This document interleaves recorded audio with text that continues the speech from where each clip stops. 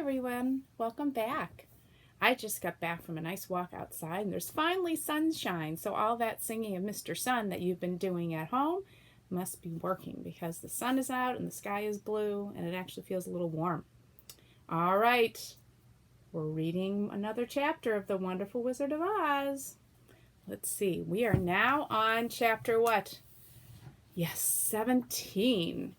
How the balloon was launched. And there is the Great Wizard of Oz and the balloon. So if you remember, the lion, the Tin Woodman, and the Scarecrow all got their courage, heart, and brain. And now the Great Wizard of Oz has to figure out how to get Dorothy back home to Kansas, because that's what she needs. All right, so open up those imaginations and ears and get comfortable, and let's read chapter 17.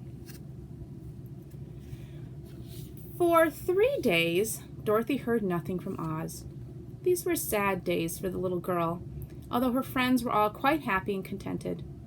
The Scarecrow told them there were wonderful thoughts in his head, but he would not say what they were, because he knew no one could understand them but himself. When the Tin Woodman walked about, he felt his heart rattling about in his breast, and he told Dorothy he had discovered it to be a kinder, more tender heart than the one he had owned when he was made of flesh. The lion gladly declared he was afraid of nothing on earth, and would gladly face an army of men or a dozen of the fierce Kalidahs. There's Dorothy.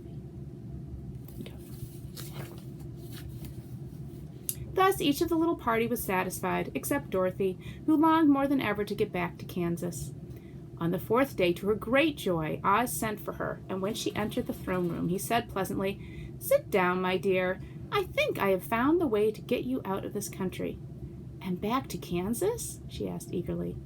"Well, I'm not sure about Kansas," said Oz, "for I haven't the faintest notion which way it lies. But the first thing to do is to cross the desert, and then it should be easy to find your way home." "How can I cross the desert?" she inquired. "Well, I'll tell you what I think," said the little man. "You see, when I came to this country, it was in a balloon. You also came through the air, being carried by a cyclone.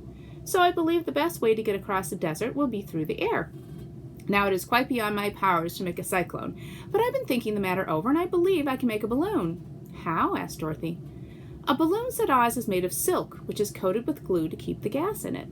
I have plenty of silk in the palace, so it will be no trouble for us to make the balloon. But in all this country, there is no gas to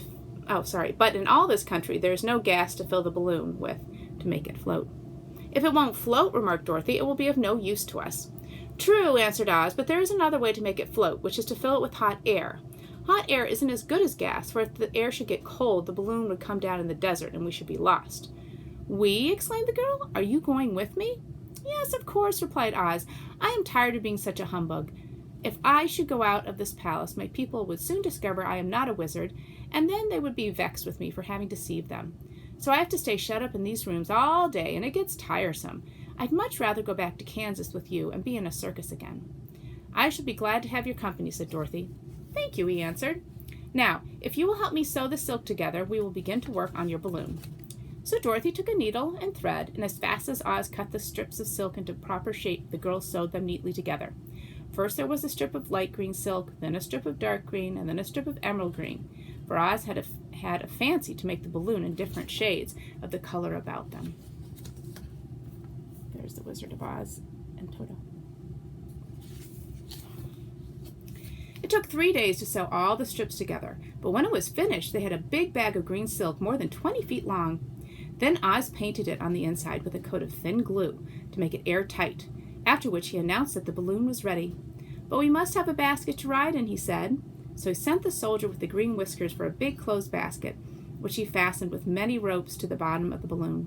When it was all ready, Oz sent word to his people that he was going to make a visit to a great brother wizard who lived in the clouds.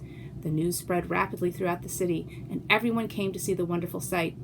Oz ordered the balloon carried out in front of the palace, and the people gazed upon it with much curiosity. The Tin Woodman had chopped a big pile of wood, and now he made a fire of it, and Oz held the bottom of the balloon over the fire so that the hot air that arose from it would be caught in the silken bag.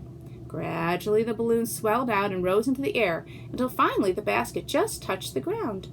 Then Oz got into the basket and said to all the people in a loud voice, "I am now going away to make a visit. While I am gone, the Scarecrow will rule over you. I command you to obey him as you would me." The balloon was by this time tugging hard at the rope that held it to the ground, for the air within it was hot, and this made it so much lighter in weight than the air without that it pulled hard to rise into the sky. "Come, Dorothy," cried the Wizard, "hurry up, or the balloon will fly away." "I can't find Toto anywhere," replied Dorothy, who did not wish to leave her little dog behind. Toto had run into the crowd to bark at a kitten, and Dorothy at last found him. She picked him up and ran toward the balloon. She was within a few steps of it, and Oz was holding out his hands to help her into the basket when crack went the ropes, and the balloon rose into the air without her. "Come back!" she screamed. "I want to go too!" "I can't come back, my dear," called Oz from the basket. "Goodbye!" "Goodbye!" shouted everyone, and all eyes were turned upward to where the Wizard was riding in the basket, rising every moment farther and farther into the sky. And that was the last any of them ever saw of Oz, the wonderful Wizard, though he may have reached Omaha safely and be there now, for all we know. But the people remembered him lovingly and said to one another, "Oz was always our friend. When he was here, he built for us this beautiful Emerald City, and now he is gone, and he has left the wise Scarecrow to rule over us." Still, for many days they grieved over the loss of the wonderful Wizard and would not be comforted. And that is the Wizard saying that the Scarecrow will be in charge when he's gone. Oh, but I feel so sorry for Dorothy because she was left behind. He couldn't come back and get her. Once the balloon left, they had to keep going. All right, friends, that was chapter 17. Tomorrow will be chapter 18.